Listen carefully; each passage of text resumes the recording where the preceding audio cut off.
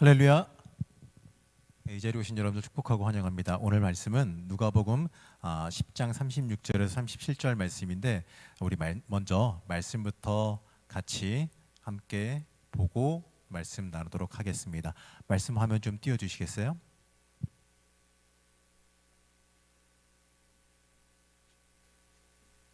네. 자, 36절, 37절 두 절이니까요. 같이 합독하시면 좋겠습니다. 시작.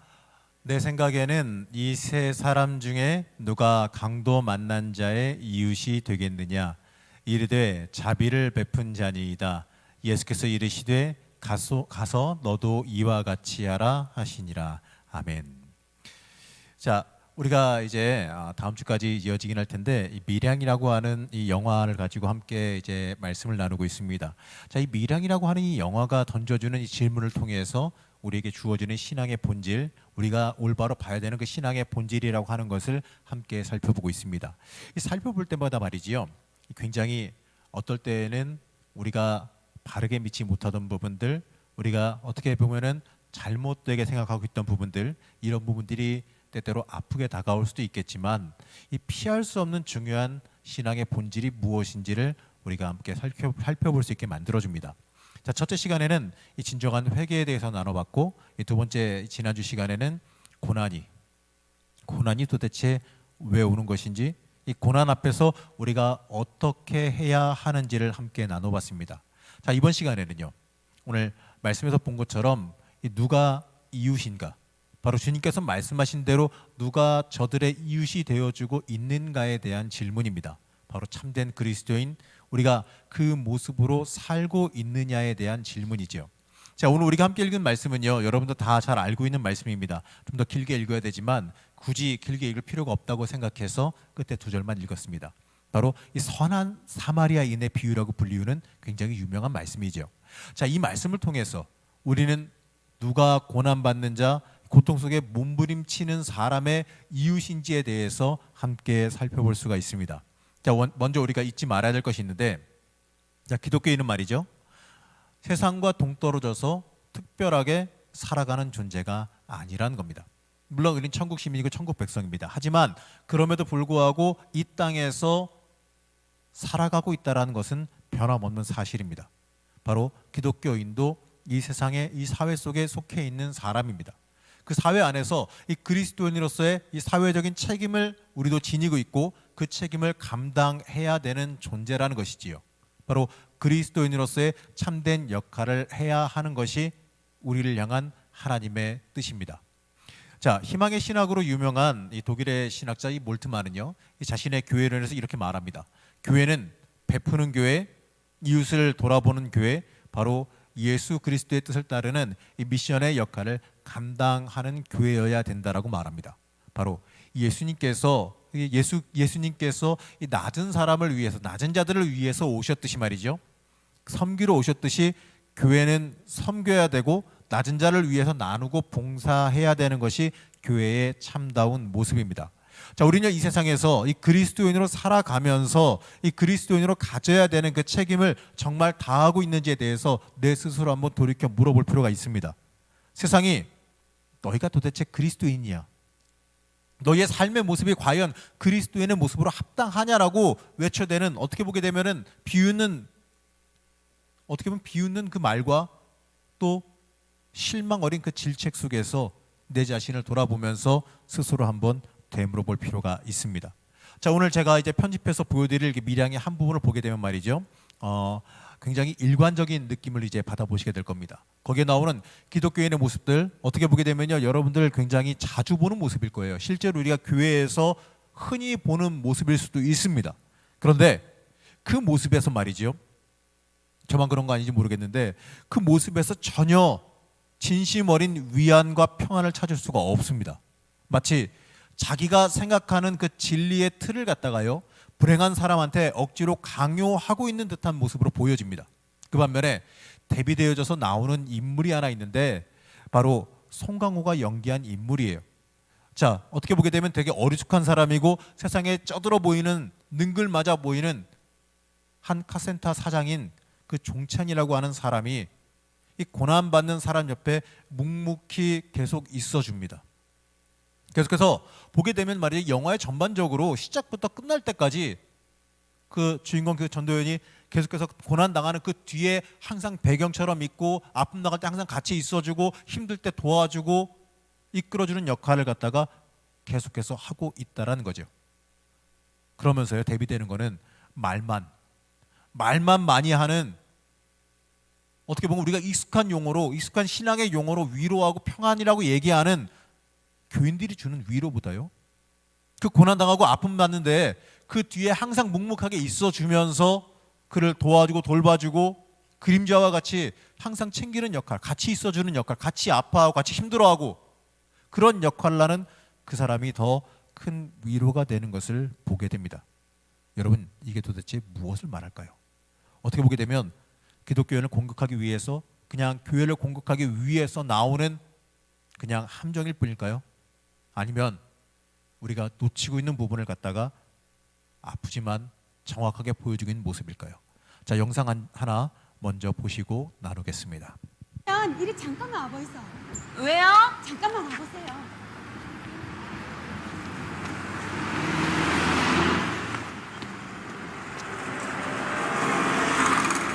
이리 와보 있어. 네, 원장님한테 좋은 선물 하나 드리려고 해요. 무슨 선물이요? 여보, 원장님 오셨어요. 피아노 학원에. 어서 있어. 예, 안녕하세요. 저기 그라이까네, 내가 원장님 이야기를 들었거든요. 무슨 얘기요? 원장님 안 좋은 일 있어가지고 불행한 일 당하고 밀양에 내려왔다 하는 이야기를 내가 들었어요. 그래서 그지? 이거 하나님 말씀이 담겨있는 정말 소중한 선물이거든요. 집에 가서 꼭 한번 읽어보이소. 저 이런 거 안 믿는데. 그러니까네, 우리 원장님은 눈에 보이는 거는 믿고 눈에 안 보이는 거는 안 믿는다, 그지? 아이, 전 눈에 보이는 것도 다 안 믿어요.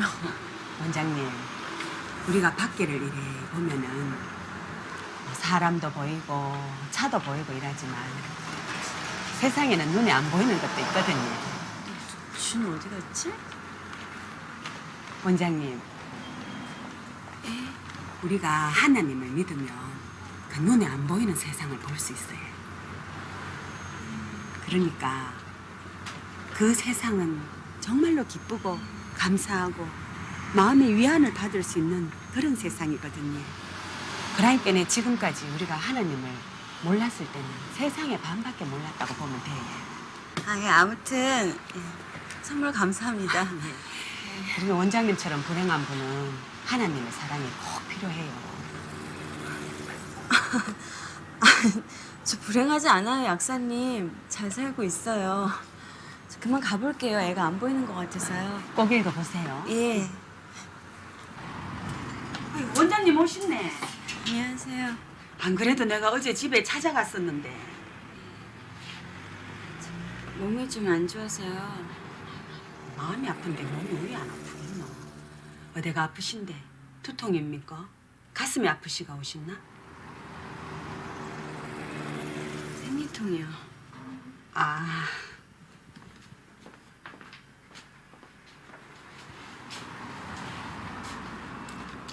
원장님, 지금 원장님에게 진짜 필요한 약이 뭔 줄 알아요? 원장님 지금 마음이 너무너무 아프잖아요. 얼마나 괴롭고 고통스러워요. 내가 약국에서 약을 팔지만 그 마음의 고통은 고칠 수가 없어요. 그거를 치유할 수 있는 거는 하나님 사랑밖에 없어요. 꼭 우리 교회에 나오라 하는 말이 아니고, 요 시장 앞에 개척교회에서 이번에 부흥회를 하는데 내가 보니까 주제가 상처받은 영혼을 위한 기도해라. 다 우리 원장님 같은 분한테 필요한 것 같았어요.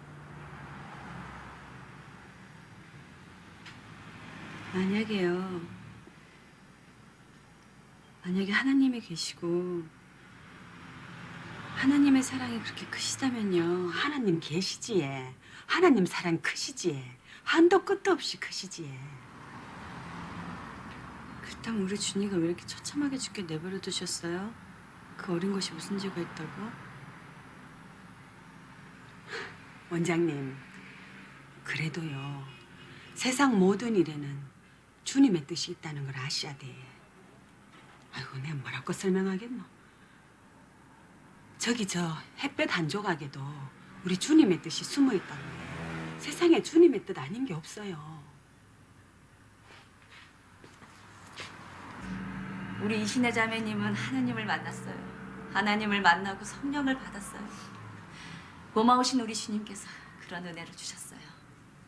고통받는 어린 양에게 구원을 주셨어요. 얼마나 감사할 일입니까? 하나님은 지금 이곳에 계십니다. 우리와 지금 이곳에 함께 계십니다. 자, 우리를 구원하신 하나님, 지금 이곳에 계신 하나님을 찬양합니다. 성령 안에서 모든 것을 감사하면서 자, 253장 찬양하겠습니다. 253장. 그런 마음을 가지면서 손뼉을 치면서 찬양하겠습니다. 구원으로 인도하는 그는 참 좋으며. 자, 여러분 좀 익숙해요? 고난에 대한 이 말씀을 떠올리면요, 우리가 흔하게 고난에 대한 말씀은 욥기를 떠올립니다. 아무 이유 없이 고난당한 의인인 욥. 그런데 욥의 친구들은요, 그에게 와서 위로를 내주는데 그 위로가 욥에게 위로로 받아들여지지가 않습니다.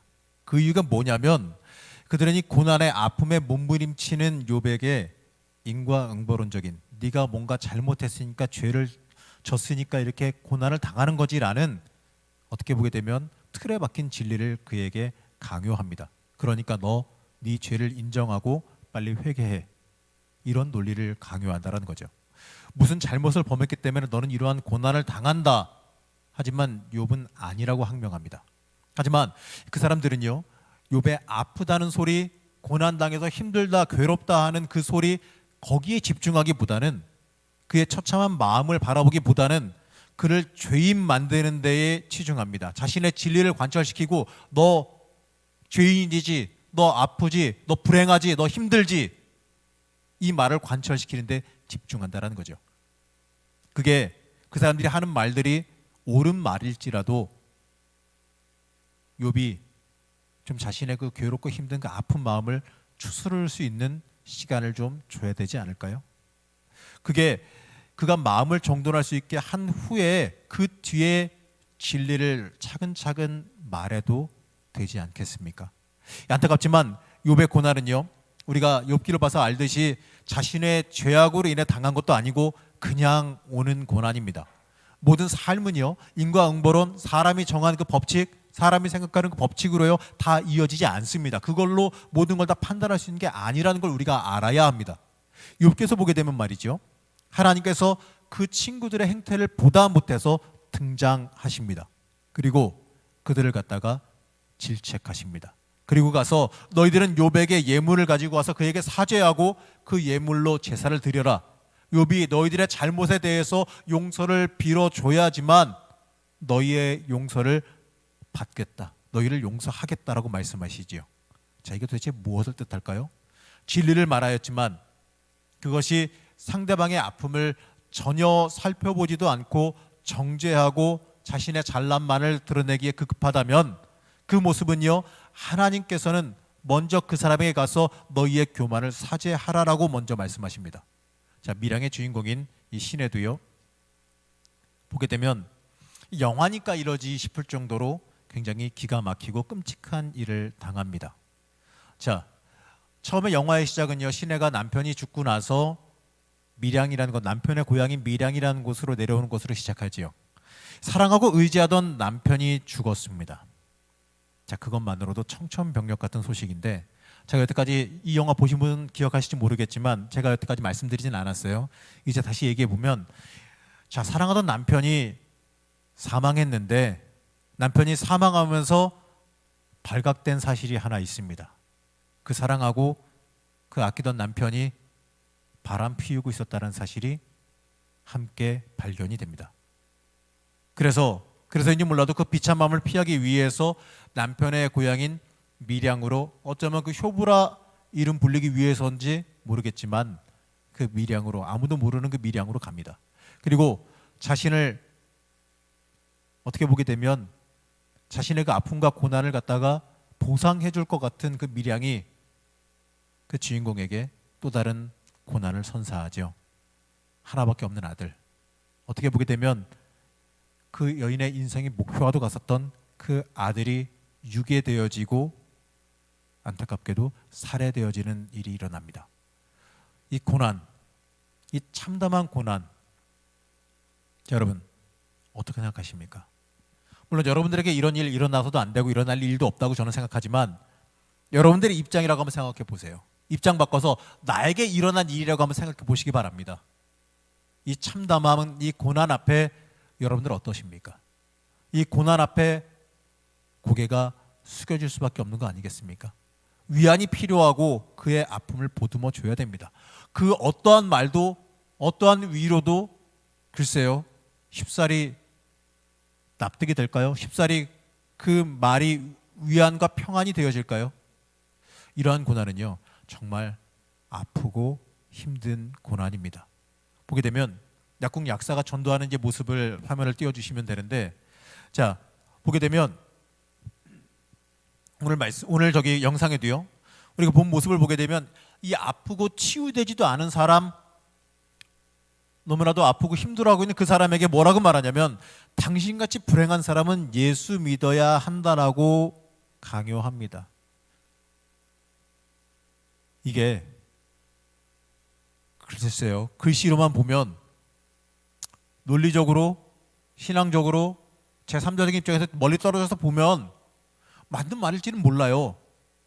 하지만 그게 맞는 말일지라도 그 아픔 당한 사람의 상황, 그 아픔 당한 사람의 그 상처가 지금 어떠한 위치에 있는지, 극복했는지 아닌지 여기에 대한 것도 전혀 살펴보지 않고 관심도 없고 그 아픔을 그저 자신만의 생각으로, 심지어 생리통 약사로 간 사람에게 어디 아픈지 물어보지도 않고 그런 일 당했는데 어떻게 마음이 안 아프겠냐고 함부로 단정짓는 저 여인의 그 약국 김 집사님의 모습은 참 민망하고 기독교인 우리가 보기에도요, 굉장히 부끄럽게 저는 느껴졌습니다.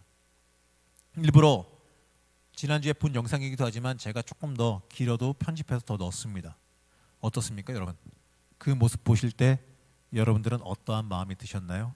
그 약국에서 계속해서 당신은 불행한 사람이니까 예수 믿어야 된다, 또 당신이 불행한 일을 당했는데 어떻게 안 아플 수가 있겠느냐, 이렇게 단정지어서 함부로 얘기하는 그 모습이 여러분들은 어떻게 받아들이셨나요? 아픔, 고난당한 사람 그냥 같이 아파하고 같이 힘들어하면 안 될까요? 아니면 최소한 그 아픔과 고난이 치유될 때까지 그냥 입 좀 가만히 다물고 그냥 기다려주면 좀 안 되겠습니까? 굳이 당장 받아들이지도 못할 사람에게 어떻게 보게 되면 자기도 믿는지 안 믿는지도 모를 진리라고 생각되는 그런 말을 함부로 해야겠을까요? 많은 사람들이 믿음만 있으면 치유되어지는 그 기간, 이거를 생략하고 아픔을 면제받을 수 있다라고 생각합니다. 훌륭한 신앙이란 상처당했을 때 무심하게 그냥 견뎌내는 것이라고 오해와 착각들을 합니다. 하지만 이건요, 마치 칼에 손을 비었는데 그거 붙잡고 기도했다고 그 상처가 빨리 아물기만을 기대하는 것과 마찬가지예요. 하나님께서는요, 치유하는 데 있어서 물론 치유해 주십니다.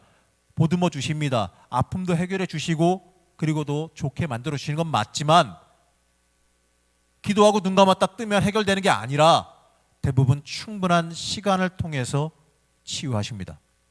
하지만 고난당한 사람들에게 약국 김 집사님처럼 진리만 강요하는 것은요, 마치 오늘 나온 말씀인 선한 사마리아인의 비유에서 나오는 이 제사장이 고난받은 자를 보고 부정하여질까 피하고 또 지나가고 하나님의 사람이라고 하는 그 레위인도 그냥 지나쳐가는 이율배반적인 모습에 불과하지 않겠습니까?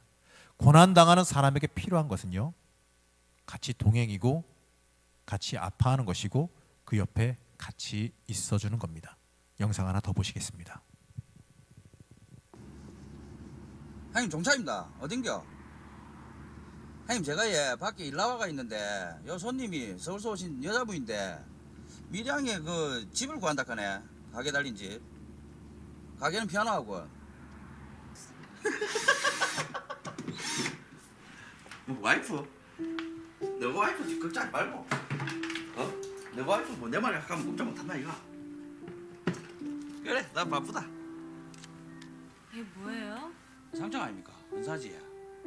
나 이런 거 받은 적 없어요. 받았어요. 받았다고 합시다. 요 전화입니까? 전화에 요런 거 하나 걸어놓으면 소문이 쫙 나가지고 아들 많이 옵니다. 그러다 가짜 그러나요? 아, 그리고 애들이 많이 오든지 말든지 김 사장님이 신경 쓰실 일이 아니잖아요. 제 할 일은 제가 알아서 할 건데. 사장님, 예? 신경 써주셔서 고마워요. 신경은 뭐 서로 돕는 기지. 상부상조. 그지? 저분이 땅 보러 다니는 거예요. 아는 사람이 한둘이 아니라 소문도 안 왔어.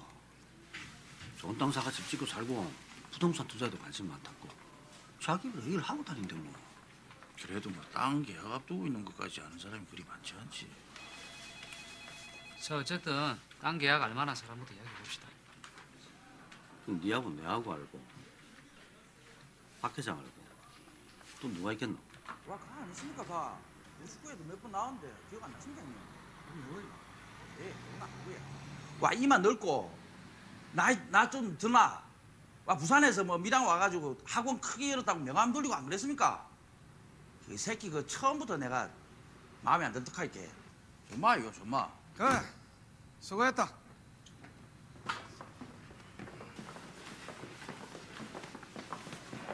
뭘 쳐다보노? 뭘 쳐다보노, 이 자식아! 너 쳐다보노, 너는 눈물도 없나? 엄마. 어? 너는 눈물도 한 방 안 나와? 왜 그래? 어? 눈물도 없어? 생리 같은 새끼 저거 없애고 서방 보내고 새끼까지 보내고 눈물도 없어? 가 엄마. 눈물도 한 방울 없어? 저기에 준이 할머니 되십니까? 네. 그런데 마, 그 손주 잃어버리고 마음이 참 아프시지. 이해하거든요. 근데 예, 뭐이 상황에서는 안 많게도 엄마가 제일 안 슬프겠습니까, 그지? 왜 자꾸 따라오세요? 내가 갔다 올게요, 신희 씨. 내가 간다는데 왜 이래요? 아 이게요, 신희 씨가 직접 하는 마음이 되게 안 좋을 낀데 뭐하러 가려합니까? 상관없어요. 내리니까 내가 가요. 같이 합시다. 사망신 그러셨습니까?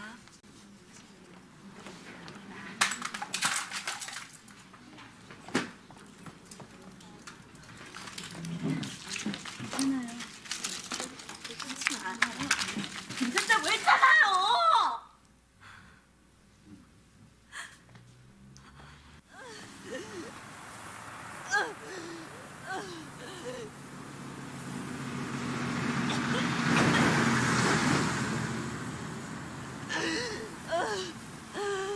신희 씨 와 그래요? 어디 아파요? 예?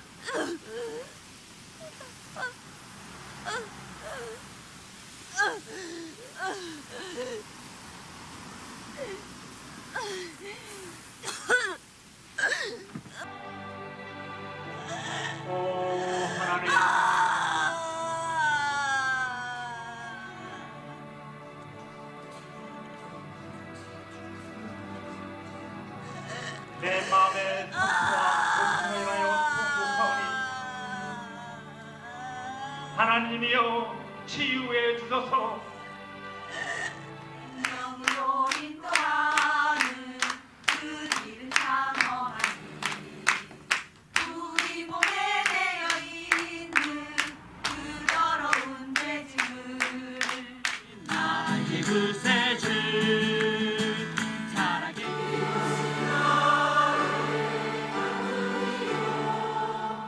이신혜 씨께서는 지금 즉시 접견 안내실로 와주시기 바랍니다.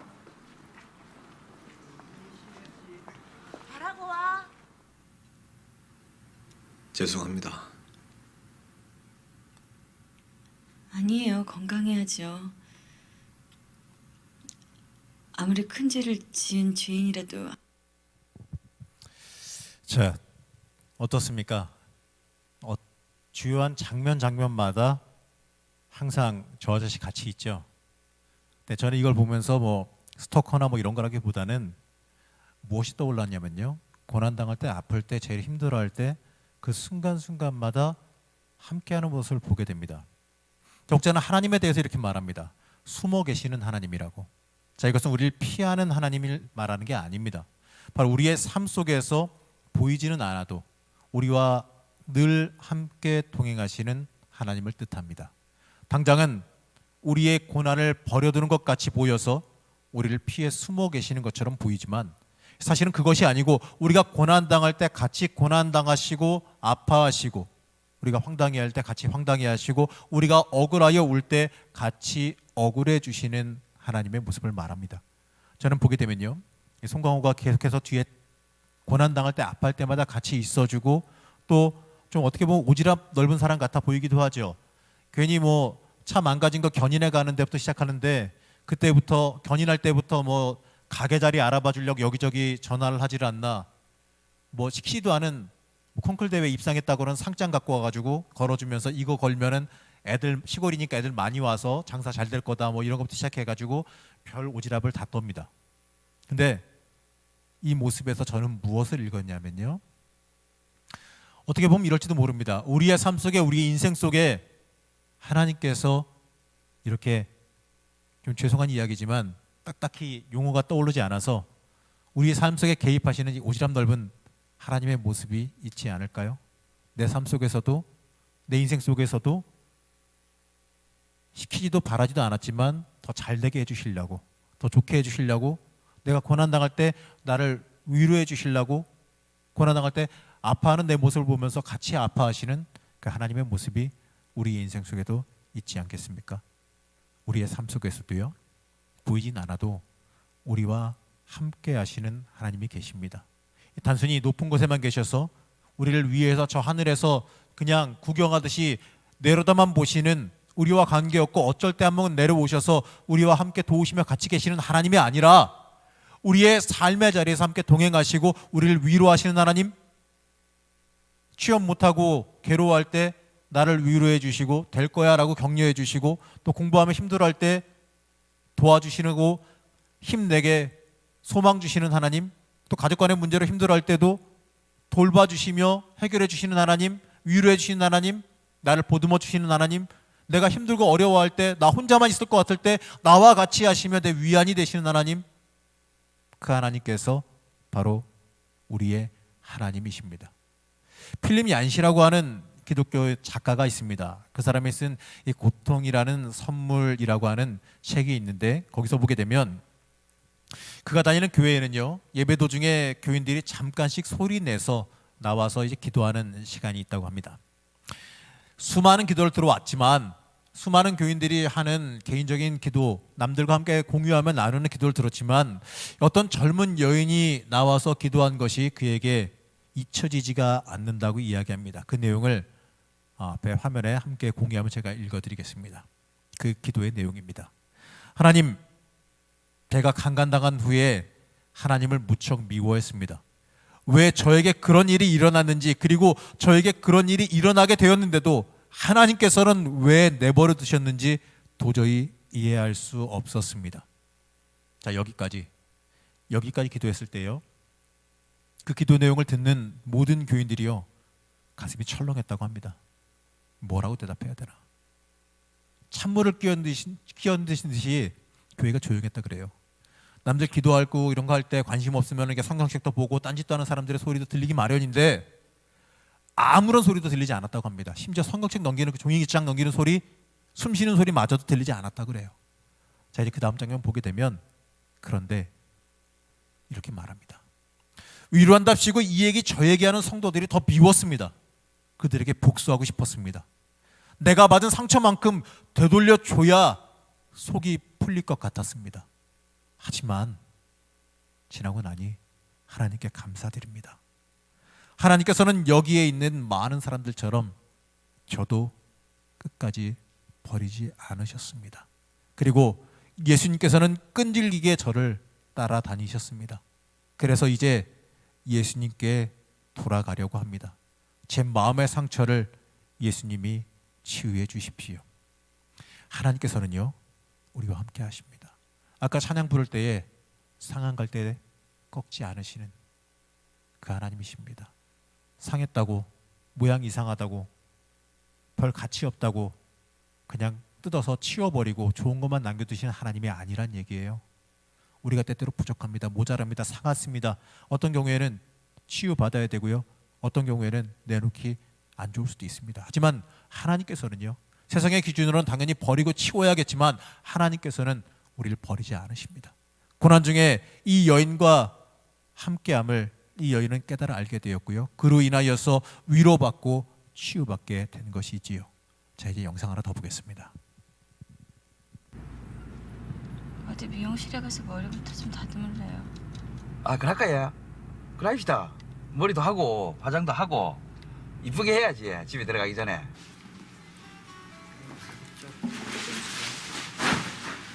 카트는 제가 훨씬 더 잘해요. 센스가 저보다 낫거든요. 안녕하세요. 미용 기술은 언제 배웠어? 소년원에서요.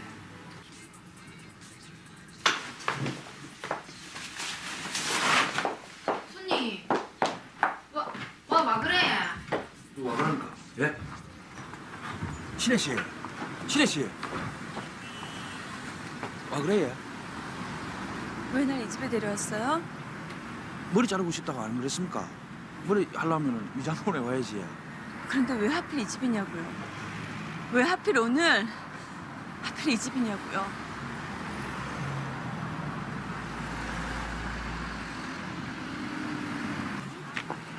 준피아노. 안녕하세요. 병원에서 언제 나왔노? 오늘이요. 그래. 아이고, 살찐 것 같네. 병원에서 잘 먹고 편하게 지냈는가 봐. 아이고, 봐라. 뭐 달라진 거 없나? 내가 자기 말대로 인테리어 바꿨다. 어떻노? 괜찮지? 하도 장사가 안 돼가지고 밝은색으로 바꿔봤다 이가. 그렇지만 진짜 매상 모르대? 다행이네요. 아이고, 내가 이제 한턱 쏠게. 머리가 왜 이래? 미용실에 머리하러 갔다가 마음에 안 들어서 그냥 자르다 나와버렸어요. 미쳤는 같다. 아, 그렇다고 머리를 자르다 그냥 나오나? 어머니, 조금.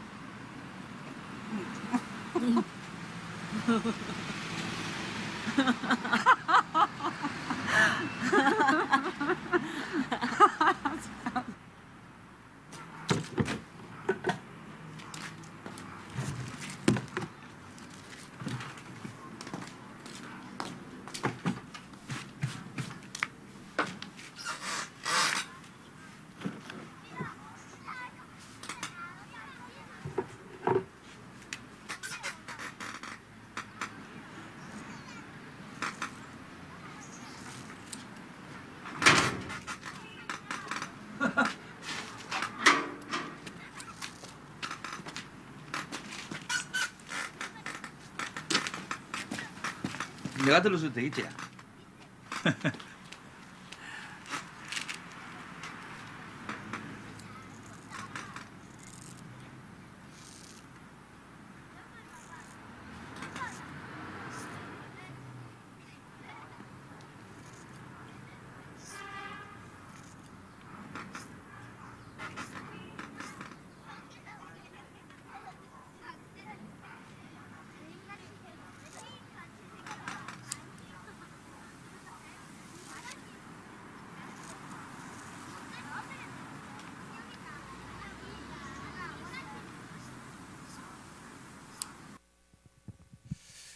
자, 이 밀양이라고 하는 이 영화의 모티브가 된 이 원작 소설과 이 영화가 크게 다른 점이 하나 있습니다. 바로 결론이 다릅니다.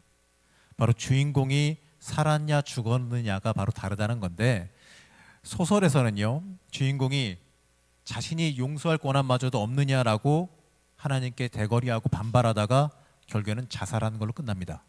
하지만 영화에서는요, 여러분이 보신 장면은 마지막 이제 결말 부분인데 갈등이 해결되는 모습을 보여줍니다.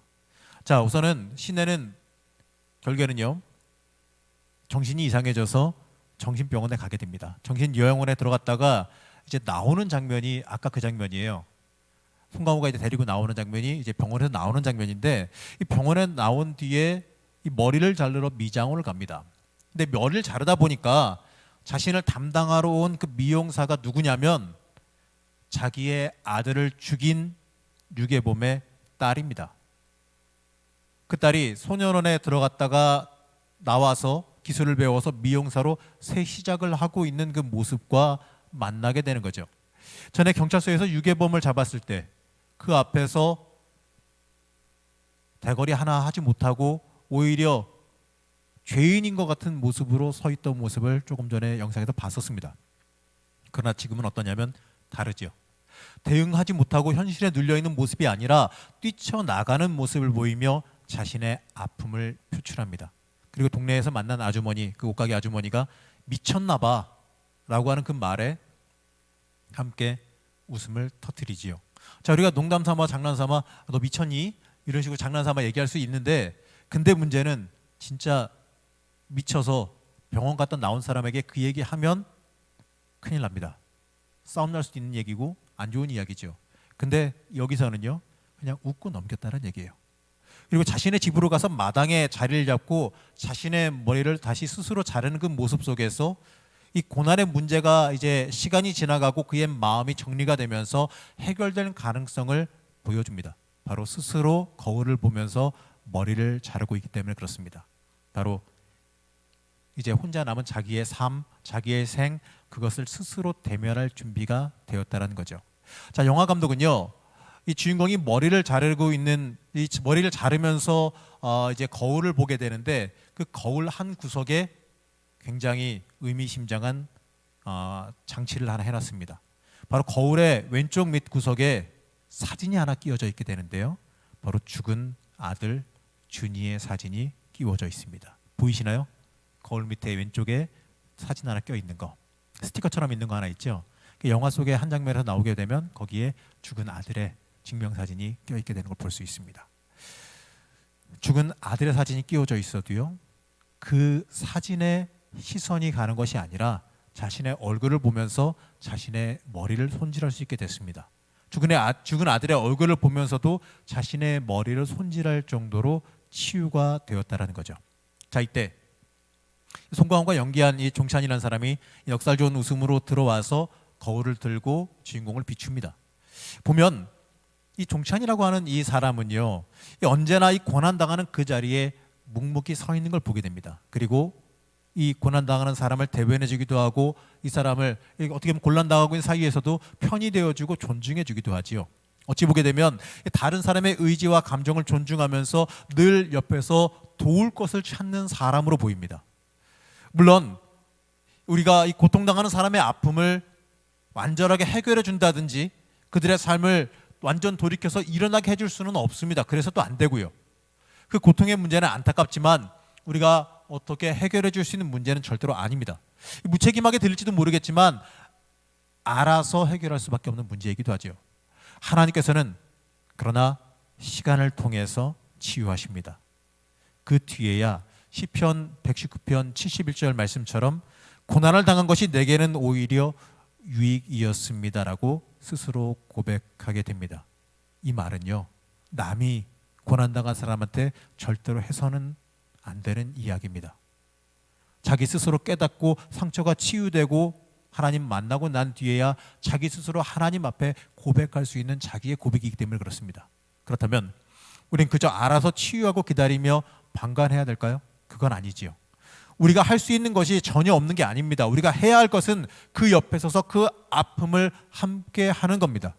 여러분 아까 같이 속회 예배드리고 전도하고 같이 찬양하며 뭐 이렇게 노방전도 나갔던 사람들, 심지어 감옥에 그 유괴범 만나러 들어갈 때 같이 갔다가 우리는 못 들어가겠다고 앉아서 잘하고 와 하고만 들어갔던 그 사람들, 그 교인들, 그 사람들과 항상 어느 순간에 같이 대변해주고 어떻게 보면 좀 너무 세상적으로 보이긴 하지만 옆에서 묵묵하게 같이 있어준 그 송강호의 모습, 여러분 어떤 게 더 고난당한 자의 이웃으로 여겨지시는지요?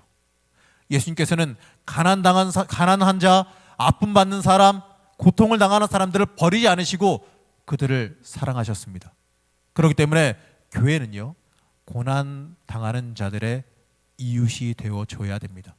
이것이 바로 하나님의 사랑을 아는 사람들이고 그 사랑을 나눌 줄 아는 사람들입니다. 고난당한 사람을 불쌍하게 바라보며 혀차면서 그냥 말만 하는 사람들, 그 사람들이 아니라 그 옆에 같이 슬퍼하는 사람들이 바로 그리스도인들입니다. 이 그리스도인의 참된 역할은요, 강도당한 자를 보고 피해서 지나가는 제사장도 아니고 레위인도 아닙니다. 자신의 것을 사용해서라도 불쌍히 여겨 그를 돌봐주는 사람, 자신을 거들떠 보지도 않았던 그 유대인일지라도 그를 도와주는 자, 이러한 선한 사마리아인이 우리가 이 땅에서 추구해야 하는 그리스도인의 모습입니다. 예수님께서는 물어보십니다. 이 세 사람 중에서 누가 강도 만난 사람의 이웃이냐라고 물어봅니다. 그리고 나서 결론적으로 말씀하시지요. 너도 이와 같이 행하라라고 말씀하십니다. 사랑하는 자, 이웃의 아픔을 함께하는 자, 참된 그리스도인이 되기를 소망하시기 바랍니다. 이 사회 책임적인 이 그리스도인이 여러분들이 되시기 바랍니다. 요즘 기독교의 문제는요, 이런 참된 이웃이 되어주지 못하는 겁니다.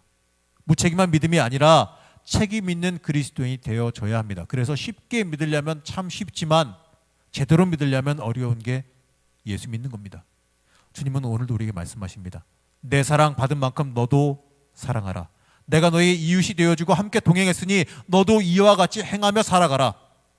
사랑하는 청년 여러분, 우리가 고난 그 자체는 어떻게 할 수가 없습니다. 하지만 고난당하는 사람의 옆에서 위로하고 함께 아파하며 그들의 옆에서 동행할 수는 있는 겁니다. 참된 이웃이 되어주는 것, 그것이 그리스도인이 잃어버리거나 간과한 참된 모습입니다. 사도 바울은 로마서에서 이웃에 대해 우리의 삶이 이래야 된다고 말씀합니다. 로마서 12장 15절 말씀을 보면 이렇게 말씀합니다. 화면 띄워주시죠. 제가 읽겠습니다. 즐거워하는 자들과 함께 즐거워하고 우는 자들과 함께 울라. 여러분, 우리 사랑하는 청년 여러분, 고난당하는 자를 외면하지 말고 이와 같이 행하며 함께하는 자, 그리스도의 성품을 본받아 우는 자들, 고통당하는 자들의 눈물을 씻어주는 삶을 살기를 원하시기 바랍니다. 세상의 논리, 세상의 법칙으로 재단하고 판단하는 자가 아니라 안아주고 감싸 안아주는 자가 되시기 바랍니다. 고난당하는 자가 논리적이지 못하는 건 당연합니다. 고난당하는 자가 억지 부리고 어떻게 보게 되면 서운하게 하는 거, 그 고난과 아픔이 너무나도 아프기 때문에 그런 모습 보이는 건 당연할지도 모릅니다. 그러나 그들에게 논리나 어떻게 보게 되면 징계로 나가는 게 아니라 그들을 안아주고 감싸주고 기다려주고 그들을 사랑해주는 것, 그것이 주님께서 우리에게 바라는 신앙인의 모습입니다. 그것이 참된 그리스도인의 청년이고, 여러분이 젊은 시절부터 바르게 올바르게 방향 잡혀서 이 땅을 그리스도의 모습으로 살아가는 하나님의 자녀의 모습이 되어짐을 잊지 마시기 바랍니다. 여러분, 무엇을 위해서 취업해야 되고, 무엇을 위해서 공부해야 되고, 무엇을 위해서 직급이 올라가야 되고, 무엇을 위해서 많이 벌어야겠습니까? 세상적인 이유와 목적이 아닌 하나님의 손과 발로 쓰임받기 위해서임을 여러분들은 절대로 잊지 말아야 합니다. 여러분의 젊은 시절 굉장히 중요한 시절입니다. 이 시절부터 하나님께 온전히 쓰임받도록 예비되어지는 여러분들 되시기를 시간 간절히 축복합니다.